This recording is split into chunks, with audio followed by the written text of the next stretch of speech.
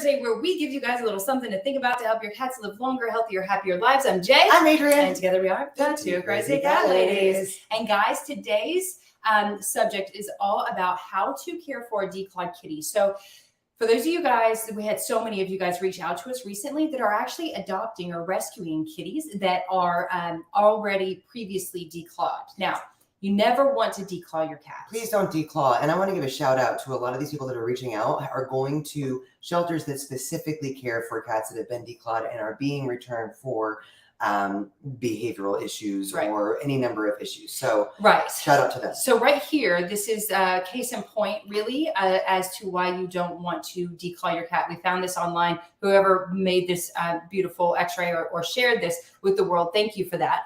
This is a cat's normal claw. This is the x-ray of the cat's normal claw. And this is an x-ray of a cat's claw that's been declawed, or a paw that's been declawed. Okay. So you can see why this kitty is a normal kitty. This kitty is now a special needs cat. And they do actually need extra care when it comes to being a good proactive pet parent or cat parent to our declawed kitties. Okay, so because this, as you can see from this, because it really removes not just the claw, a lot of people think like, oh, it's like clipping a cat's nails. Hopefully no one believes that anymore. It is removing the bone structure in their paws. And this can lead to... So it's like cutting off our fingers right here at the first knuckle. Okay. And maybe even a better analogy would be cutting off your toes at the first knuckle, because you really have to learn a new way to balance, a new way to walk. So this is why many of these cats not only feel defenseless because their claws are gone, their first line of defense is gone, but they're also, many of them, dealing with chronic pain, early onset arthritis. Yes. Because they're having everything, their musculoskeletal system is adjusting to a very abnormal situation. Yeah, absolutely. The study shows, retrospective studies indicate that declawed cats are more likely to have or demonstrate 1, persistent pain. So 3 times as likely to have persistent pain, meaning chronic pain.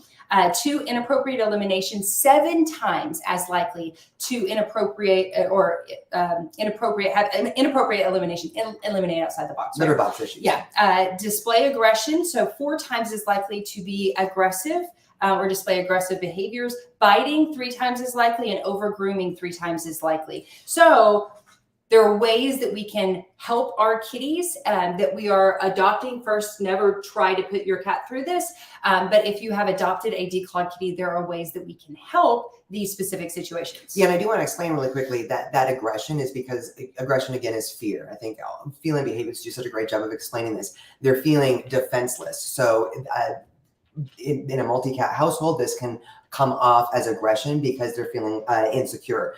Pain is also a reason that can cause aggression as well, because they're already in pain. So this is why it's really important to pay attention to subtle clues. Cats are really stoic. So you may have just adopted a declawed kitty and you're like, oh, things are going pretty well, but you really need to pay attention to those subtle clues and be as proactive as possible about pain management and mitigating behavioral issues that you can avoid. Yeah, absolutely. So let's start with the pain management, right? Because it shows that persistent pain, our cats are going to be, that are declawed, are going to be 3 times as likely to have consistent pain. And cats are stoic beings, so they don't show us their pain. So it is difficult for us to know for sure if our cats are in pain when they're walking. But the studies also show that they will, as Adrian said, develop arthritis, early onset arthritis. So before they're 10 years of age, they're likely still going to deal with that pain. A few things that we can do, and there's a lot of things that we can do to be proactive with our cat's pain, but get them on some kind of pain supplements or joint supplements, basically anti-inflammatory supplements early on, right? And we can do this for their entire life. We can just get it into a routine in their meals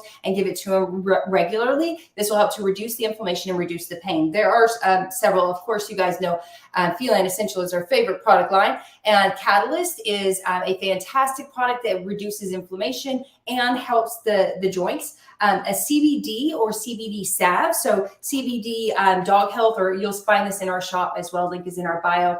You'll find it in our shop. CBD is a great way. It's a great natural pain reducer. They now have a CBD salve, and I believe a few companies do, but you can put this on the paws, which will help immediately right there to reduce pain as well.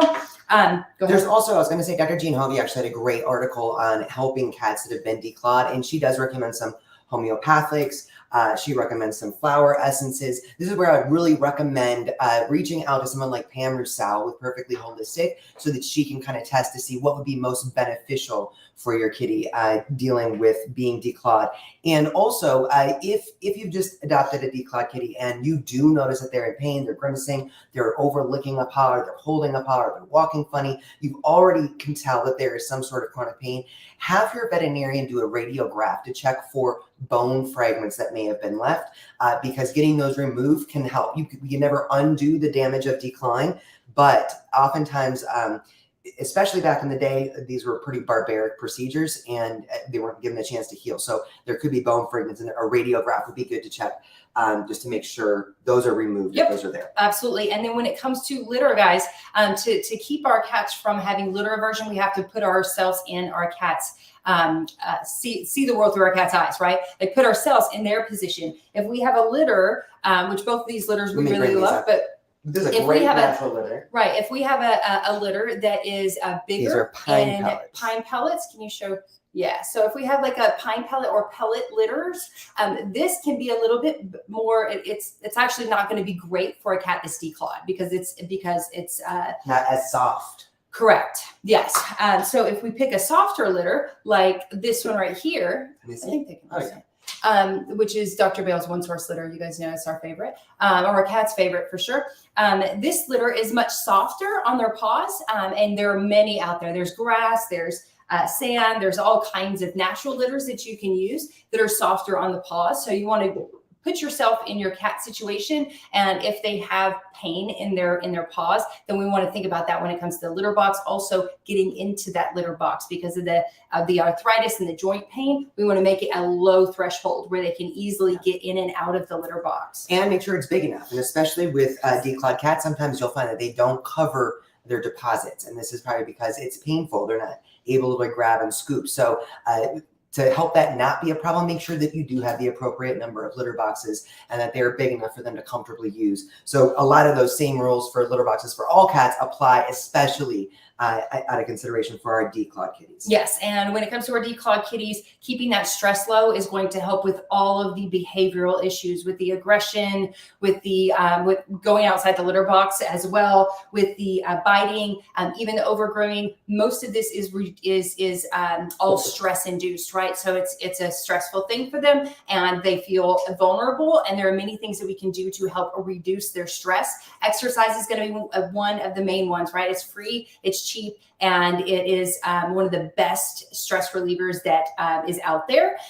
Now, just because your cat is declawed doesn't mean they can't exercise. So we want to still enrich their lives through all their other senses, right? So if you can take them outside on a leash, fantastic. Then they're getting mentally stimulated, physically stimulated, all of those things. If we can play with wand toys, do this on a routine basis in our house. All of these things will help to reduce the stress and thus reduce behavioral issues in a declawed kitty. Yeah, and I do think it's really important to evaluate, like Jay said, evaluate your whole home from their perspective, especially because a lot of declawed cats feel defenseless. Really important, especially in multi-cat households. There are plenty of hidey spots. You know, vertical space can be challenging for declawed cats because they're not able to grab and climb like some of our other babies. So making sure that they do have appropriate hidey space. Hey, Zora. Now we're dealing with behavioral issues. But make sure that they have appropriate hiding places and safe spaces in your house, right? Last week we talked about on Think About It Thursday, how to catify your home. You guys can go back and watch that one if you're on any platform except for TikTok, because we can't do that just yet. But you guys can go back and watch it and see how to catify your house to help your cats in all these different ways. If your cat is declawed, these are different ways that we can at least help enrich their lives and make their lives happier and healthier without their little claws. Yeah. Bones. One last thing I would mention, especially, and this is something you want to do with the help of an integrated vet or holistic vet, oftentimes massage can be really helpful because they're unable to stretch and scratch. We always talk about how important scratchers are. They're still going to want to do that. Hopefully it's not going to be too painful, but there are ways that you can gently help them stretch. And if they let you touch their paw pads, it's a great way to help build trust as well and massage without it being painful or helping with some of that joint pain. Very good gentle point. Massage. And it really helps to build trust, which can also really bring down any aggression behaviors. So, yes. So be compassionate to our declawed kitties. And please spread the word. Do not declaw our cats. Yes, absolutely. Thank you guys so much for joining us. We are going to be live in about 20 minutes for our podcast and give you all the information as to why it takes a village to help our kitties sometimes. So come join us again on Facebook and YouTube in about 20 minutes. And we love you guys so much. Happy Think About It Thursday. Happy Thursday, y'all. See you soon.